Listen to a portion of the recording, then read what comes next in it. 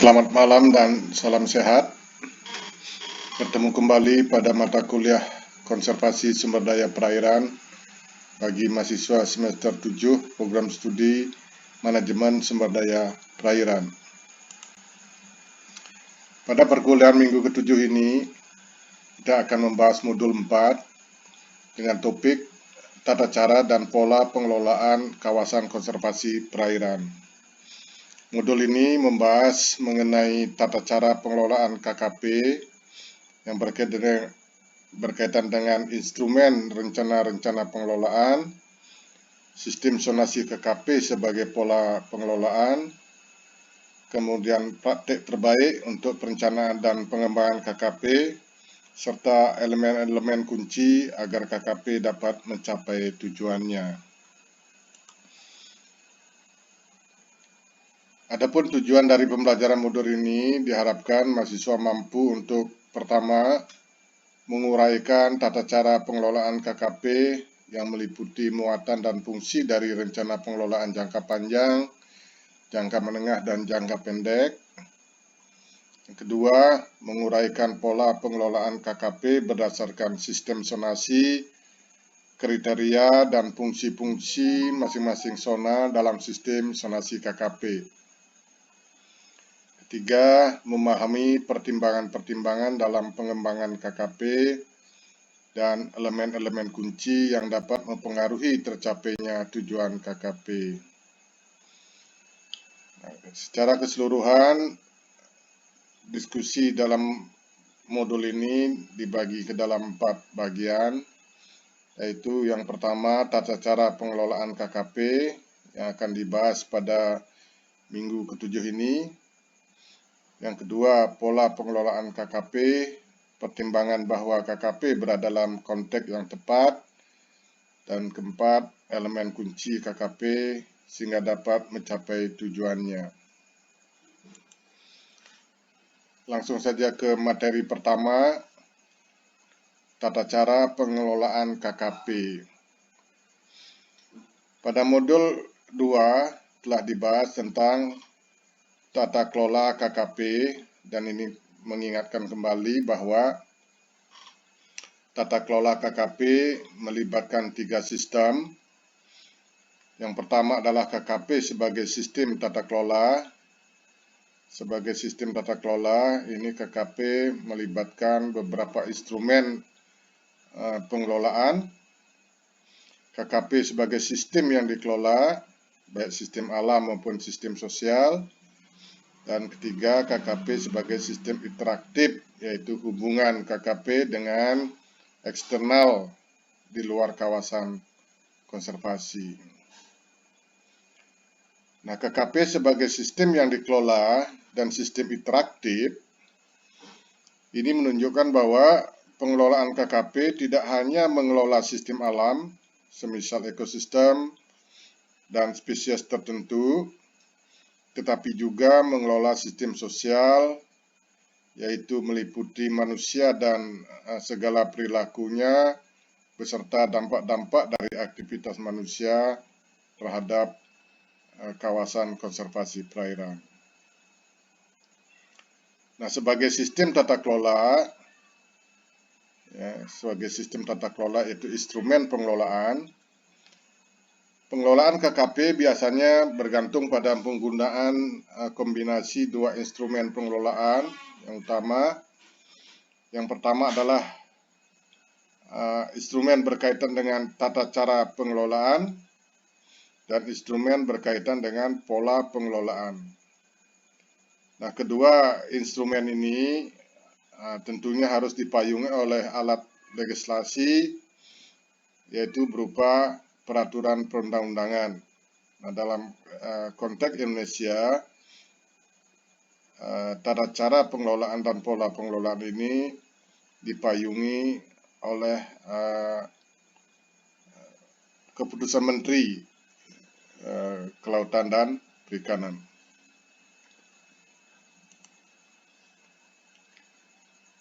Nah, pertama kita akan membahas rencana pengelolaan KKP. Jadi rencana pengelolaan KKP ini adalah salah satu instrumen penting di dalam tata kelola KKP. Rencana pengelolaan KKP ini dibuat disediakan melalui proses penyusunan yang bersifat interaktif, biasa meliputi proses dengan pendekatan teknokratik, partisipatif, dan politik. Jadi ada 3 pendekatan yang harus sinergis di dalam proses penyusunan rencana pengelolaan KKP. Pertama adalah pendekatan teknokratik. Pendekatan teknokratik ini mensyaratkan di dalam penyusunan rencana pengelolaan KKP menggunakan data dan informasi serta kemampuan analisisnya yang didukung oleh tim pakar lintas disiplin ilmu. Jadi melibatkan beberapa disiplin ilmu.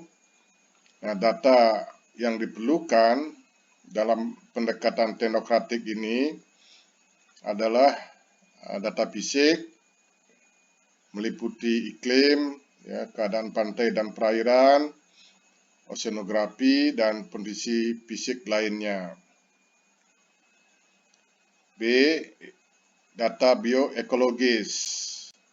Ini meliputi tipe dan lokasi habitat yang bernilai tinggi dan karakteristiknya, seperti misalnya keberadaan jenis, ukuran, tingkat kealamiahan dari suatu ekosistem, keunikan dan keterwakilan, serta ketergantungan suatu biota terhadap kawasan konservasi perairan.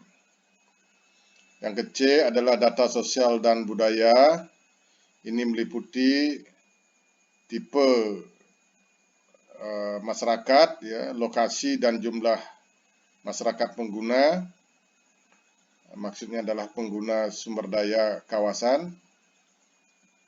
Tingkat kemandirian masyarakat pengguna, dampak terhadap biota dan habitat, kegiatan lain yang merusak habitat dan sumber daya ikan, keberadaan dan potensi ancaman dari aktivitas, baik di luar kawasan dan di sekitar kawasan, antar zona dalam kekawasan, kearifan lokal, serta adat istiadat. Yang kedua adalah data ekonomi. Ini meliputi mata pencaharian masyarakat, nilai penting kawasan bagi perikanan, potensi rekreasi dan pariwisata, serta aksesibilitas atau kemudahan mencapai kawasan.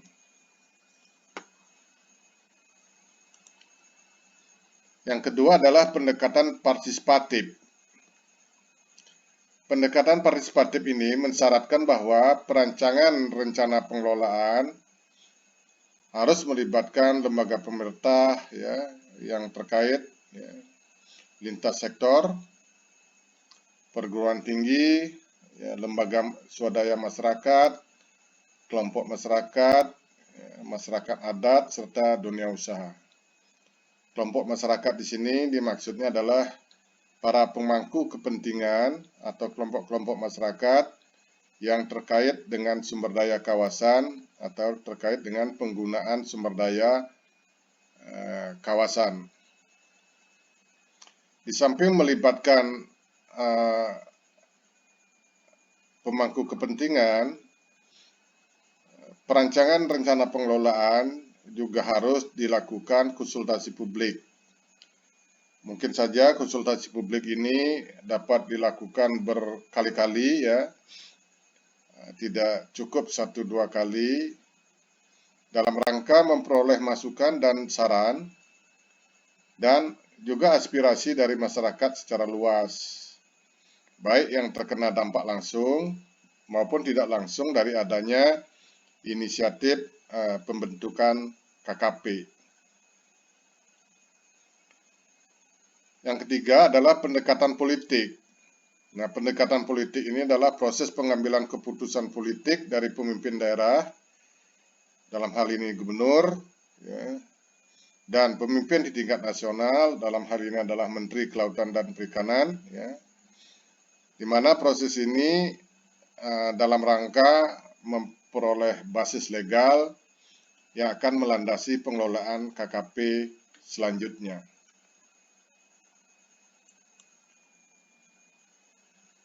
Nah, rencana pengelolaan KKP untuk konteks Indonesia terdiri atas rencana jangka panjang, ya, rencana pengelolaan jangka panjang, rencana jangka menengah, dan rencana jangka pendek atau tahunan.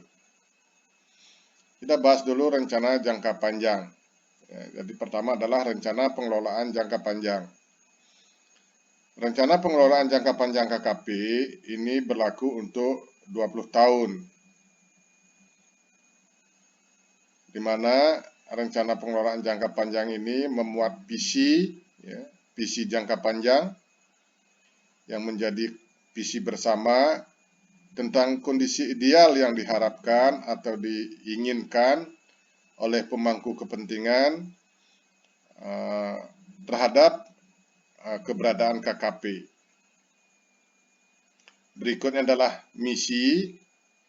Ini berupa upaya-upaya sistematik untuk mewujudkan visi jangka panjang. Selanjutnya adalah tujuan dan sasaran.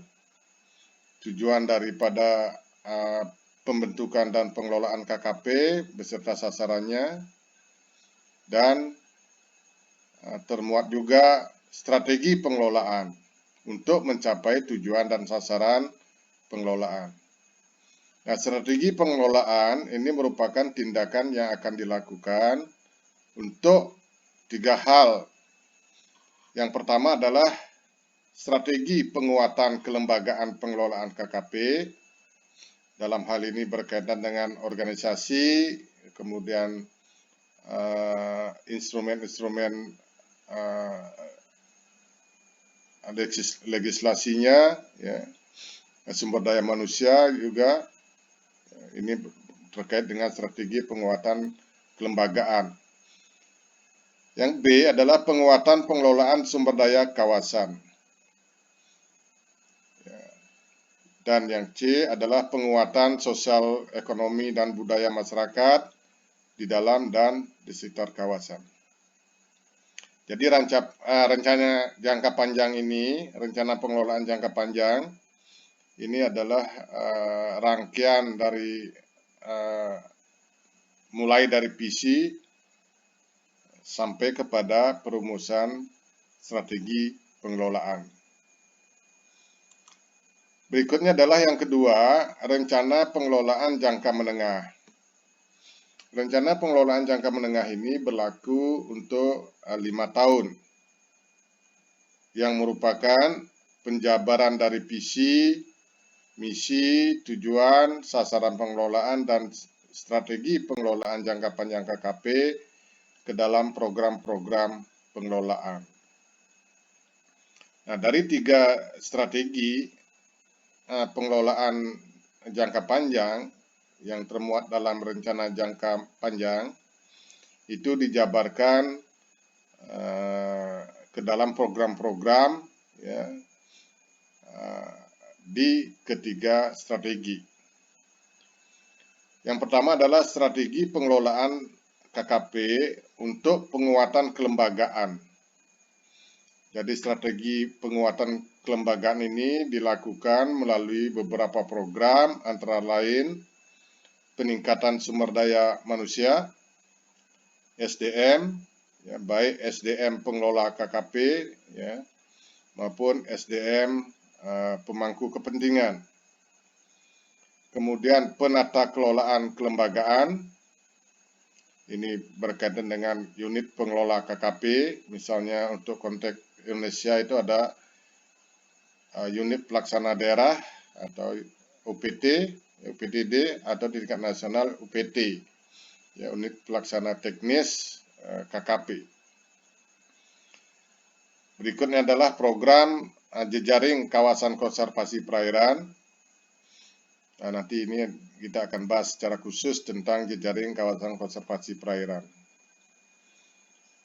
Berikutnya adalah program pengembangan sistem pendanaan berkelanjutan. Penting bagi KKP untuk membangun sistem pendanaan berkelanjutan agar pengelolaan KKP bisa efektif dengan tidak hanya mengandalkan pembiayaan atau dana dari pemerintah melalui APBD atau APBN. Yang kedua adalah strategi pengelolaan KKP untuk penguatan pengelolaan sumber daya kawasan. Ini dilakukan melalui beberapa program, di antaranya adalah perlindungan habitat dan populasi ikan.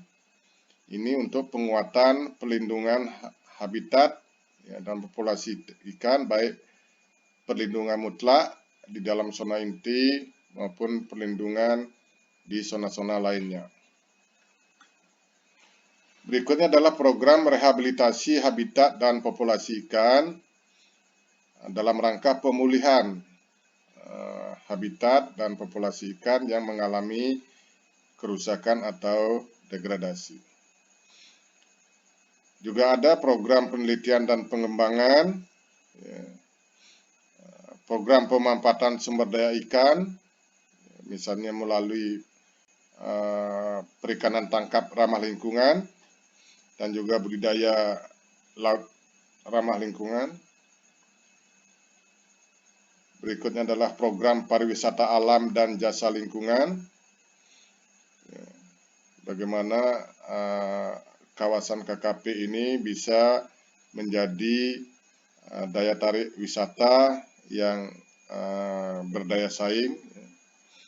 Dan yang terpenting adalah juga program pengawasan dan pengendalian untuk mencegah terjadinya